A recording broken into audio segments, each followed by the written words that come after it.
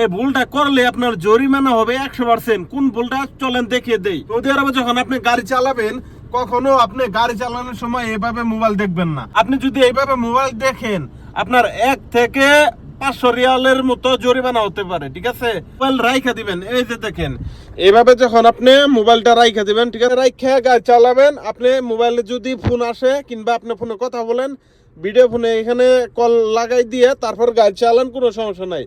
তবে আপনি হাতে নিয়ে যদি আপনি গাড়ি চালান, তাহলে যদি উপরে থেকে ক্যামেরা দেখতে পারে 300 থেকে 500 মতো মোকালেবা আসতে পারে, এটা মাপ নাই, ঠিক আছে?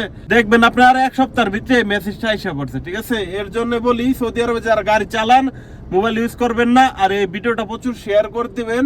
সৌদি আরবে যারা নতুন আসছে কিংবা আসতে চাইতেছে তাদেরকে এই ভিডিওটা শেয়ার করে দিবেন, তাহলে তাদের একটু উপকার হবে। এরকম ভিডিও পাওয়ার জন্য আমার চ্যানেলটাকে এবং ফেসবুকটাকে ফলো করে সাথে থাকতে পারেন। আর এরকম ভিডিওগুলো সেভ করে আপনার গ্যালারিতে রেখে দেন, ঠিক আছে?